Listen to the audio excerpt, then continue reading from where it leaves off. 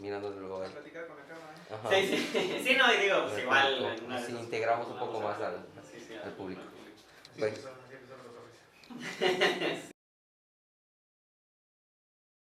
Hola, ¿qué tal? Buenas tardes, mi nombre es Alejandro Ruiz, asesor inmobiliario de Ciudad del Carmen, Campeche. El día de hoy estamos aquí en las oficinas de la notaría número 4 con el licenciado Pedro Hernández. Tal licenciado, ¿cómo está? Muchas gracias por darnos aquí su espacio y su tiempo. Pero gracias a ti por la invitación y por hacer este proyecto. No, muchas gracias por el apoyo. Platíquenos a qué se dedica usted, qué estudió, dónde estudió, así que antes de empezar ahí de lleno con los puntos que traemos, platíquenos un poco de usted. Claro, yo soy abogado en la oficina Notaría Pública número 4, donde el titular es el licenciado Pedro Hernández Ramón. Yo soy abogado que ve los asuntos bancarios y de compras de contratos de compra-venta. Mi profesión académica fue en la Universidad Autónoma de Campeche, en la cual tengo mi licenciatura en Derecho con mi mención honorífica, pues por el promedio que realmente fue sobresaliente. Al igual que tengo una maestría en Derecho Fiscal, soy abogado fiscalista. Esa fue por el Instituto de Excelencia Educativa. Esa es mi preparación académica para poder atender a los clientes respecto a los temas fiscales, civiles y mercantiles respecto a todo el ámbito notarial. Perfecto. ¿Cuántos años lleva aquí usted en la notaría apoyando aquí a su papá? Ya llevo, gracias a Dios, 8 años. 2014, si no me equivoco, no me salen mal Sí. las cuentas. De 2014, julio, inicié en la notaría, apoyando aquí a mi papá, que es el licenciado Pedro, ya 8 años, gracias a Dios. Sí, hace un rato. Platíquenos, ¿qué es un notario? O sea, ¿cuáles son las funciones? ¿Por qué acudimos a un notario? Etcétera, ¿no? Ok, aquí lo principal es que el notario es una figura que la misma ley del notariado lo define como el experto licenciado en Derecho, el que nos va a brindar la asesoría, el conocimiento y la forma de poder hacer los instrumentos públicos que ante su fe se vayan a realizar. Él tiene la pericia, el conocimiento de que todos los contratos que los clientes le soliciten vayan conforme a las disposiciones legales, ya sean civiles, mercantiles, administrativas, fiscales, y que todo se haga conforme a derecho. Esa es la importancia que tiene un notario público en el ámbito jurídico mexicano, que todos los contratos se hagan conforme a lo que marca la ley. ¿Trabajan en conjunto con el ayuntamiento, con el registro público de la propiedad? O sea, trabajan todos en conjunto, ¿no? Para dar fe a toda esa parte, ¿no? Es correcto, nuestro proceso no solamente es las decisiones, por así decirlo, las decisiones que tome el notario, claro, sino que dependemos de otras dependencias, como tú lo mencionaste, el registro público, para verificar el estatus de los inmuebles, de la Secretaría de Economía, en el caso de constituciones de sociedades mercantiles, para la obtención de las autorizaciones de nombre. Somos retenedores fiscales que apoyamos tanto al fisco municipal, estatal o federal. Ya sabes, el sí, municipal el ISAI, el estatal los derechos de inscripción, y del federal, el tema que todo el mundo, los corredores sí, tienen miedo, el ISR. El ISR, correcto. ¿Cuál es la diferencia entre un notario y un abogado, por así decirlo? O sea, ¿cuál es la diferenciación de esa parte? Mira, para identificar la diferencia debemos entender de que lo que cuenta, o la diferencia principal que tiene el notario público, es la fe pública. Esta es una facultad que le otorga el gobierno del Estado, en el caso del derecho mexicano, al notario para dar fe y legalidad de los actos jurídicos que ante su protocolo pasen. En cambio, un abogado puede tener la misma preparación, conocimiento que un notario, pero no tiene esa facultad o esa patente que se le llama fiat, que le otorga el gobierno del Estado para que pueda realizar escrituras y que tengan carácter de instrumento público. Esa patente es la gran diferencia que tiene un notario a un abogado. ¿Cómo se llega a ser notario, o cómo es una rifa, o necesita, qué requisitos se necesitan para tener porque supongo que la firma no es la firma del notario, que es la poderosa, ¿no? Ahora sí que la que cuenta. La firma y el sello. Y el sello, sí. Y justamente tomando el tema anterior, la diferencia que dices, un abogado, por ejemplo, en el derecho anglosajón, ahí sí el abogado puede hacer los contratos. En el derecho constitucional mexicano, ahí es directamente notario público. ¿Cómo llega uno a ser notario público? Los requisitos están en la ley de notariado. ¿Cuáles son? Ser licenciado en Derecho, haber cursado un diplomado, una maestría en Derecho Notarial, tener buena reputación, haber trabajado por 2 años consecutivos en otra notaría y otros requisitos que nos pide la ley, pasar nuestros exámenes de oposición, que en dado caso serían 2. Uno, para obtener la fiat o patente para ser notario público sin notaría, y el segundo sería que en dado caso de una notaría de nueva creación o haya la vacante en una, poder ser el titular de esa notaría. Ya, perfecto. ¿Y cuáles son las funciones de un notario? Digo, sé que también pues hacer las escrituras, pero entre ellas testamentos, etcétera, entre ellas qué funciones tiene o por qué acudimos a un notario, ¿no? Claro, las funciones que más conocen en este caso de su ramo es la realización de los contratos de compraventa, los créditos hipotecarios, que son los contratos de mutuo, en este caso entre la persona física y los entes bancarios, pero también hay otro tipo o otras facultades que tiene el notario público, como dar fe pública, una fe de hechos, de que todo lo que verifique y pase ante sus ojos y ante sus sentidos quede y se conste como una realidad, en un acta sentada.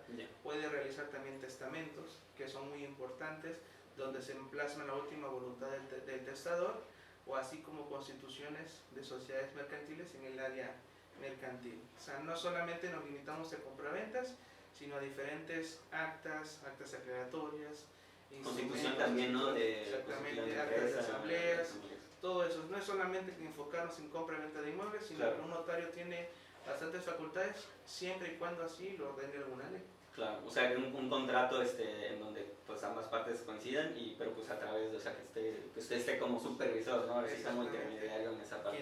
De hecho, el derecho notarial es el derecho de las formas. El notario le va a dar la forma al contrato, le va a dar la legalidad, siempre cuidando los requisitos que marque la ley, porque un notario no puede actuar fuera de los esquemas que indica la ley. Claro, así que lo que está en la ley, eso es lo que, así que la base. Perfecto, ahorita nos vamos a adentrar más que nada pues a mi ramo, a los bienes raíces, ya después a lo mejor en otra parte, si nos lo permite, pues adentramos ahí en otros ramos. Quiero adentrarme ahorita pues en la compraventa, después en el arrendamiento. En la compraventa, entiendo que ustedes expiden las escrituras públicas, ¿no? ¿Qué es una escritura pública? ¿Qué conlleva? ¿Cómo se realiza? Platíquenos. Claro. Recuerda que todo instrumento que pasa ante la fe de un notario es un instrumento público. De ahí derivan dos categorías. La escritura pública, que se da validez actos jurídicos, y las actas públicas, que se dan validez hechos jurídicos. En el caso de las compraventas los vamos a manejar en el tema de las escrituras públicas, que son actos jurídicos marcados por el Código Civil. En ese aspecto las compraventas, ya sea personas físicas, personas morales, o dependiendo de la modalidad, porque recuerda que hay compraventas ad corpus, compraventas ad mensura, diferentes tipos de compraventa dependiendo de la modalidad o de las obligaciones y derechos que se vayan a constituir al momento de la firma del contrato. Ya, perfecto. ¿Cuál es la diferencia? He escuchado mucho en mi ramo, ¿cómo se llama? Una de propiedad, o algo que otorga el gobierno, pero no es una escritura pública. ¿Cuál es la diferencia entre esa parte? Ok, lo que tú me comentas es la cédula de posesión. Cédula de posesión. Porque exacto. sí, también los órganos, por ejemplo, ayuntamientos o institutos estatales descentralizados como el CODESBI, que antes era el INVICAM, ellos sí pueden otorgar escrituras públicas, que son títulos de propiedad. Pero en el caso específico que me indicas es la cédula de posesión. Esa cédula de posesión solamente te otorga o te faculta o te da el derecho indicando de que eres posesionario de cierta zona, de cierto perímetro.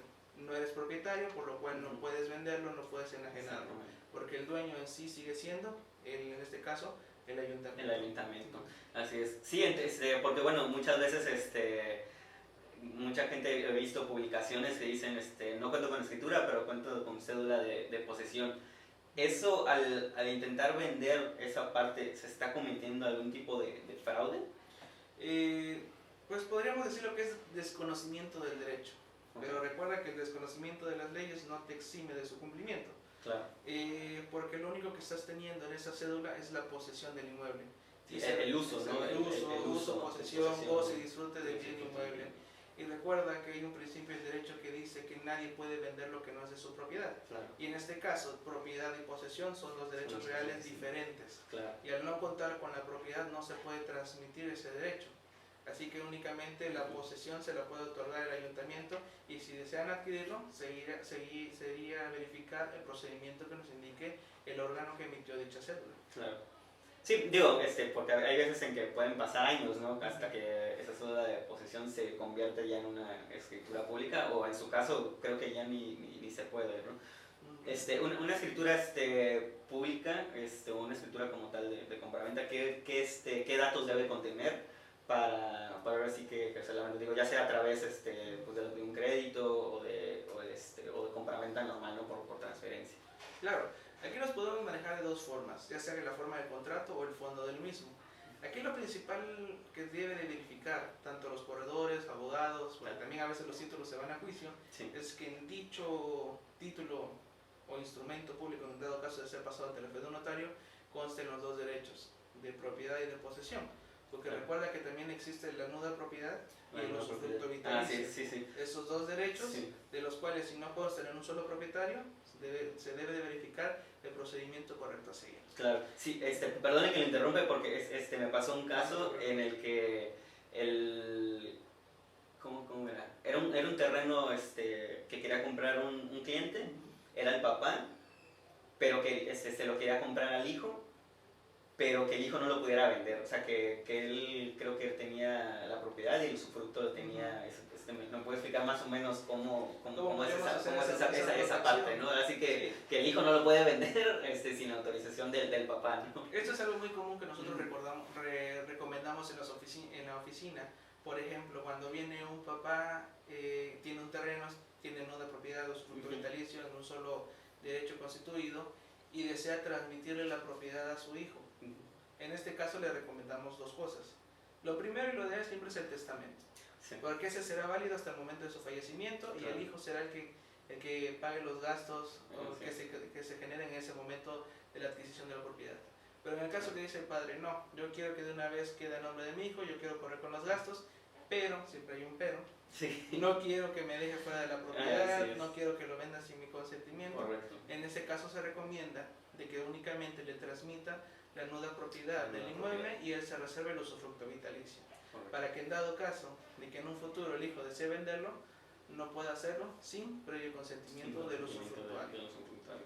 Sí, porque sí me dio mucha curiosidad esa parte, porque bueno, no es algo normal, ¿no? Que muchas veces los papás lo dicen y pues con eso ya se protege esa parte. ¿Habría una razón por la que si usted le llegara, por ejemplo, en una compraventa, una escritura de otro notario, por la cual usted la rechazaría? Sí hay motivos por los cuales se pueden rechazar escrituras. Se supone que el notario es un profesional en el derecho, ya debe estar validado inclusive el instrumento por el registro público, porque también es un ente calificador. Pero igual nosotros podemos detectar con el conocimiento cuando un instrumento puede ser a veces falsificado, porque también ha habido los casos donde se falsifican los títulos de propiedad o que tenga algún problema de fondo.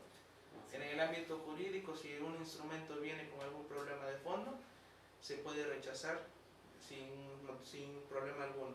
Pero hay dos tipos de rechazo. Porque nosotros eso lo rechazamos porque sabemos que al comprador le va a generar un problema futuro. En un futuro. Exactamente, y respetamos el dicho que dice notaría abierta, juzgado cerrado. Claro. De que yo te voy a evitar con mi conocimiento y mis facultades que tengo en el ámbito jurídico problemas a futuro.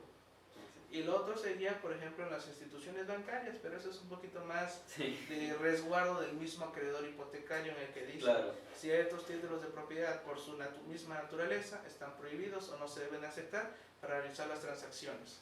Pero eso es otro tipo de... eso ya entra con parte del banco, ¿no? Digo, ahora sí que pues eso ya es independientemente de usted, ¿no?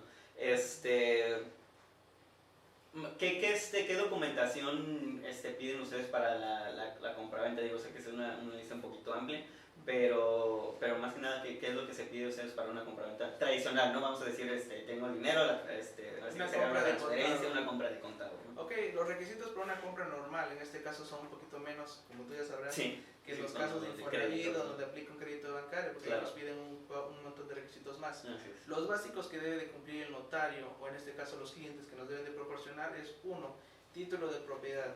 El título de propiedad puede ser una escritura, en un instrumento público o un instrumento privado, dependiendo de las fechas, porque hasta eso, como dices, si tú me presentas de aquí, 2022, un instrumento privado que se realizó con fecha posterior al 2009, eso lo voy a rechazar de pleno derecho, Sí. porque lo indica el Código Civil de que no se debe haber realizado.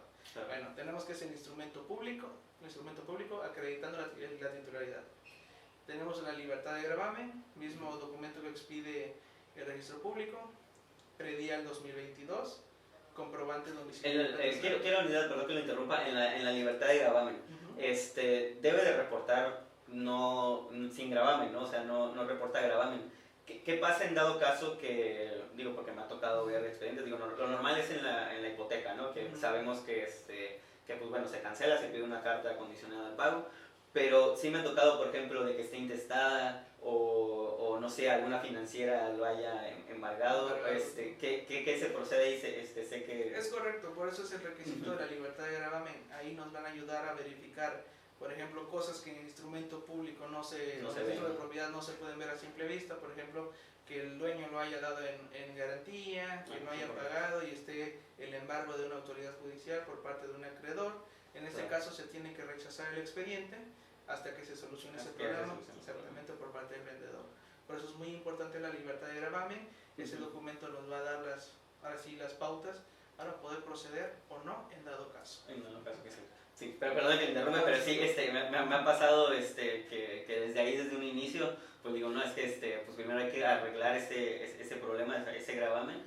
Digo, cuando ya es por alguna hipoteca que tiene, pues bueno, sí tiene solución, nada más es la carta condicional de pago, ¿no? Pero ya en otras instancias, pues bueno, sí hay que checarlo. Igual, supongo que todo debe de coincidir, ¿no? Que ahora sí que el título de la propiedad esté a nombre de la persona vendedora.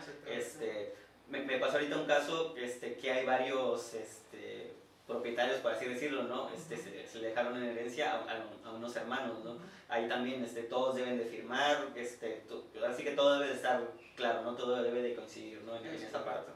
Cuando hay titularidad de propietarios, en este caso todos deben de presentar sus documentos. Ahora continuamos rápido con la lista. Sí, para no alargarnos un poco más. Sí. Nos habíamos quedado en predial 2022, el predial debe estar a nombre de la persona, del vendedor, del título de propiedad. Necesitamos comprobante domiciliario catastral, un documento que a partir del 2014, si no me equivoco, fue un requisito obligatorio para poder realizar cualquier instrumento que se pretenda inscribir en el registro público, certificado de no adeudo, certificado de valor catastral. Este certificado es el que nos va a dar la base gravable del impuesto del ISAI, que es el 2%. De ahí nos vamos a lo que son los requisitos de las personas, ya sea persona física o personas morales. Vámonos con las personas físicas, ya sea vendedor o comprador, necesitan presentarnos acta de nacimiento, identificación oficial, acta de matrimonio, si es sociedad conyugal. En el caso del vendedor, deberá firmar igual su cónyuge. En dado caso que diga caso contrario, las capitulaciones matrimoniales. Necesitamos CUR, RFC y comprobante de domicilio. En el caso de personas morales, ya sea que venda una persona moral o que compre una persona moral, se necesita el acta constitutiva, el poder de la persona facultada para firmar en representación de la persona moral, así como los datos generales ya que acabo de mencionar de la persona física que representa a la persona. Perfecto, muy bien. El costo, digo, con ustedes, ¿cómo? Digo, sé que varía obviamente porque los impuestos, bueno, varían dependiendo del valor catastral, pero ustedes ¿cómo lo manejan? ¿En qué se basan? Digo, porque a veces, muchas veces me dicen, no, pues de escritura pública va a ser tanto, ¿no? Y hasta se espantan, ¿no? Pero pues obviamente les damos las razones, ¿cómo ustedes ese desglose más o menos de sus honorarios, pero más aparte ciertas cosas, ¿no? Es correcto, de hecho hay varios clientes que a veces les presentamos las cotizaciones y dicen, todo eso cobra licenciado. Digo, no, en este rubro que a veces va del 3 al 4% del valor del inmueble, pero ¿en qué se divide? Claro. Tú lo sabes, una cotización notarial son los honorarios del notario, que no, puede ser el 1% del valor del inmueble, o dependiendo si son valores menores, se da una tarifa de acuerdo al arancel. Los gastos notariales, los derechos de inscripción, que es un valor mínimo, y el que sí eleva las cotizaciones es el ISAI. El 2% sobre el valor catastral, que ese puede ser que a veces de 15 pesos, porque hay valores catastrales muy económicos, hasta de 30,000 pesos, porque hay inmuebles catastrales. Sí, no, me pasó ahorita un valor catastral casi de 5 millones en una casa en venta de 2 millones. Dije, no, pues es que, o sea, no coincide, ¿no? Entonces tuvimos ahí que ajustar esa parte. Pero sí, lo que más se eleva es por el valor catastral. Ahora bien, sé que para comprar no se puede exentar ese impuesto, pero para vender sí se puede exentar lo que es el ISR. Platíquenos más o menos ese... El ISR, como dices, hay dos tipos de ISR, impuesto sobre la renta en el caso de inmuebles, que es por adquisición de inmuebles y por enajenación de inmuebles. El de adquisición no se puede exentar, pero sí se puede evitar. Se evita comprar un inmueble más barato de lo que está evaluado, y en el caso del ISR por enajenación, que ese se calcula sobre la base gravable de la ganancia que estás obteniendo al momento de la venta, ese sí se puede exentar. ¿Cuáles son los documentos que nos permite, según el Código Fiscal y la Ley del Impuesto sobre la Renta, así como su reglamento? Es que acreditemos que el inmueble es parte de nuestra propiedad, nuestra casa habitación, que coincida calle, número y colonia, ya sea en el recibo de luz, ya sea en un estado de cuenta bancario, no tarjeta de crédito, estado de cuenta de teléfono, o estado de cuenta de una casa comercial de crédito, que en este caso puede ser Liverpool, Costco, que esos son los documentos, y la credencial de lector. Esos son los documentos que nos permite poder exentar. Dicho documento debe estar a nombre del propietario, de su cónyuge, de su ascendiente o descendiente en línea recta. Perfecto. Sí.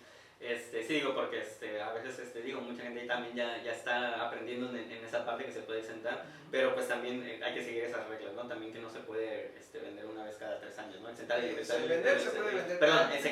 impuesto una vez cada 3 años, ¿no? Así es. Bueno, ahorita quiero entrar ya en lo que es para arrendamiento, ¿no?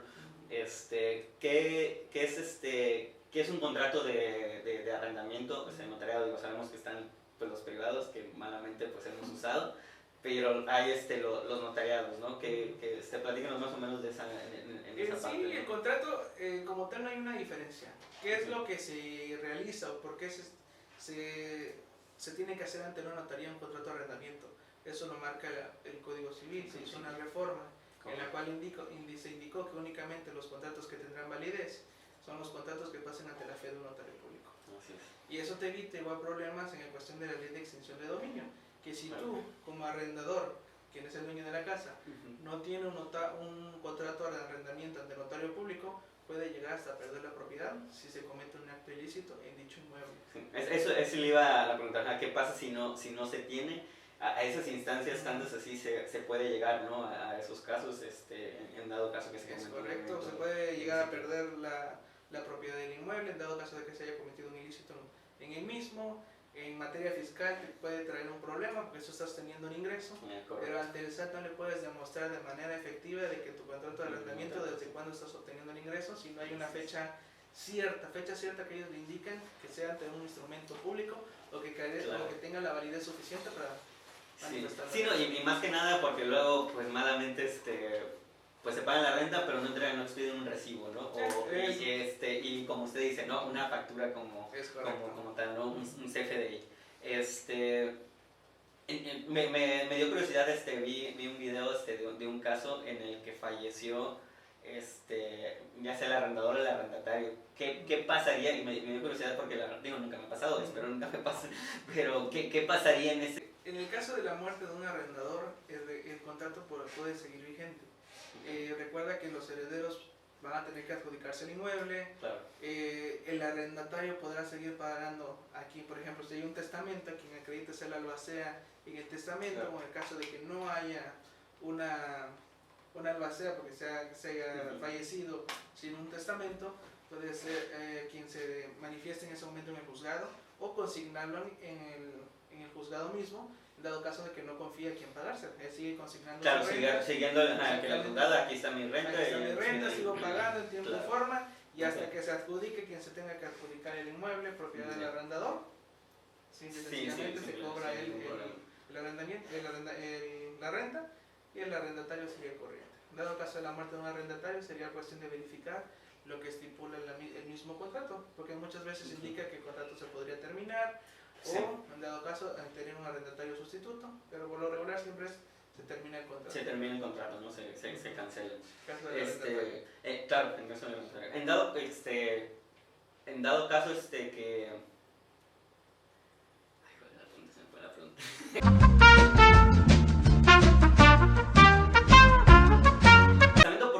Porque es muy importante y porque muchas personas como que le tienen miedo a hacer un testamento, ¿no? Me ha tocado asesorar, y de hecho, bueno, no tan lejos, a mi mamá le tuve casi que traer de la mano para que hiciera el suyo, ¿no? ¿Por qué será ese miedo, ¿no? Ok, el miedo que tenemos es más que nada de puras creencias. Que ya sabes, que dice que va a hacer su testamento es porque piensa que ya se está muriendo. Porque piensa que ya se va a morir. Y realmente no es así. Es pensar en la comodidad que van a tener tus herederos. Pero claro, ¿cuándo sí y cuándo no es importante un testamento?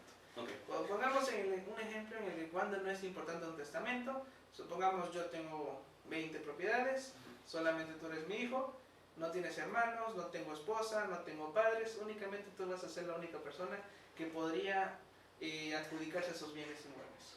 Yeah. Pues realmente no necesito un testamento, porque sé que yo al momento de mi fallecimiento, con testamento, sin testamento, tú te los podrás adjudicar sin problema. Bueno, ahora sí que vamos a ampliar esa parte. Sí, o sea, es así, o sea, el único heredero es el hijo, no puede llegar un tío, un primo, un hermano a querer, o sea, no podrá, exactamente, okay. No puede. Recuerda que de acuerdo al Código Civil, a la ley del notariado, se tiene que seguir las reglas de sucesión, que sí, tienen preferencia los descendientes, en línea recta, y así nos vamos eliminando cada uno, por ejemplo, que no hay hijos, no hay nietos, no hay padres, no hay hermanos, no hay tíos, hasta que se cumplan todos esos. Inclusive hasta lo último dice, dado caso de que no haya nadie que quiera a la persona, sí, el Estado se lo podrá adjudicar. Pero es muy difícil que pase. Sí, claro, sí, no, ya es. Nunca faltan sí, así es, claro, nunca faltan así. Y en el ejemplo que yo te di, pues sí, realmente no hay ningún problema porque pasa directamente. Pasa directamente. Pongamos un ejemplo donde sí es necesario un testamento. Yo tengo pluralidad de inmuebles, tengo 3 hijos con un matrimonio, 4 hijos con otro matrimonio. Y sabemos que en México... No, sí, los hay. Y yo me peleé con mi ex esposa y no les quiero dejar nada porque también sucede. Y solamente quiero, inclusive de mis 3 hijos del matrimonio donde yo voy a heredar, solamente quiero heredarle a uno porque es el único que me quiere. Claro. Los otros hijos no me quieren. Sí pasa. Bueno, hipotéticamente. Y en ese supuesto, ahí sí sería necesario un testamento. Porque ahí yo solamente voy a designar que mi único heredero va a ser tal persona. Y al momento de mi fallecimiento se va a cumplir. Pero eso no me obliga a mí a tener siempre, por ejemplo, si yo dije en mi testamento tengo 20 casas, yo en cualquier momento puedo venderlas todas, puedo vender 10, puedo vender una, sin problema alguno, y mi testamento seguirá siendo válido y solamente se adjudicará quien yo designe lo existente de la masa hereditaria. Pero en ese suceso sí se necesita un testamento, porque si no hubiese testamento, entran mis hijos de primer matrimonio, mis hijos de segundo matrimonio y se va al pleito y la esposa en dado caso de cómo estoy casado. Exactamente. Y claro, ya sabe que hay pleitos y no se ponen de acuerdo. El proceso en dado caso que digo, entiendo que teniendo testamento pues es un poquito también largo, pero no teniendo testamento, sí, ¿cuánto más o menos se lleva? Se puede llevar hasta la muerte de los herederos. ¿En serio? En serio. Y no, aquí no he tenido conocimiento de que haya uno tan largo, pero en México se hizo el licenciado Otón Pérez Fernández Castillo, creo que se llama, nos mostró, ahí está el video en internet, un expediente más o menos de mi altura, de contestaciones de puros herederos.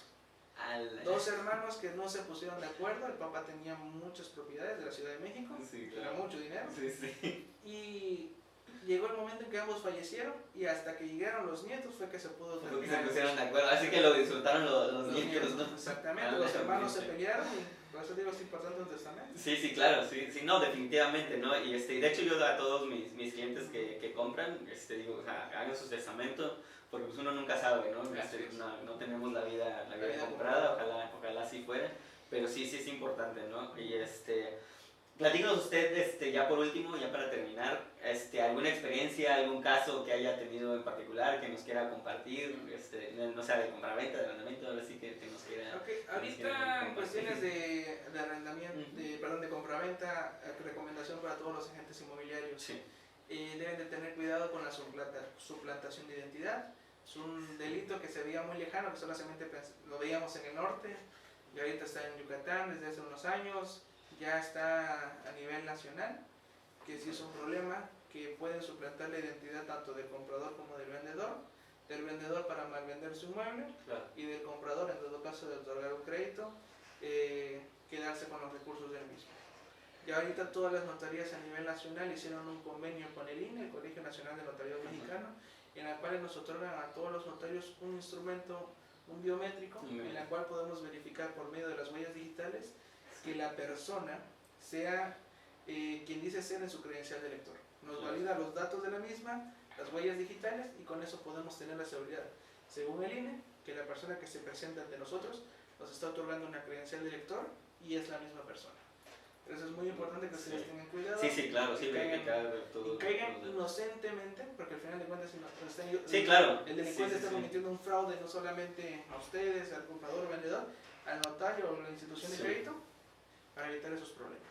En Estados Unidos es muy común, ¿no? La asociación de identidad, pero sí nos comentó la otra vez de ese caso, y la verdad sí es preocupante. No sé si hay que de hecho, los bancos ya tomaron medidas de que todos sus notarios tengan lectores biométricos, el Infonavit igual. Sí. Inclusive no sé si te enteraste que acaban de decir de que los avisos de retención van a ser electrónicos, ya no va a haber firma ni sello. Simplemente manda la solicitud el Infonavit en su portal de su cuenta empresarial, el patrón va a validar de que su trabajador está solicitando un crédito y con ello se va a poder titular. Si no hay esa validación del patrón inclusive, el crédito no se ejerce y no hay recursos. No, pues sí hay que tener cuidado en esa parte, y bueno, pues el apoyo siempre de los notarios, y bueno, nosotros en primera instancia, pues para verificar bien toda la documentación. Pues licenciado, pues creo que es todo. Pues muchísimas gracias. No sé si tenga algo más que agregar. Esperamos pues esta sea la primera parte. Ojalá tuviéramos ahí otra plática pues para abundar en otros temas ahí. Sé que ustedes pues ahora sí que atienden muchas cosas, y sería interesante, ¿no?, platicar ahí de otros temas. ¿Dónde los podemos encontrar? ¿Cómo los podemos contactar? Digo, para alguna asesoría. Ya saben que ustedes siempre son bienvenidos, ya sea que lo atienda yo, la licenciada Lourdes o el licenciado Pedro, directamente el notario público, que es mi hogar, les puede atender. Nosotros estamos en la calle 25, número 131, de la Colonia Centro. Estamos a 100 metros del edificio de Pemex que se llama Cantarell. Ahí pueden ubicar la notaría, estamos para servirles. Pues bueno, licenciado, pues muchísimas gracias por su tiempo, y pues sería todo.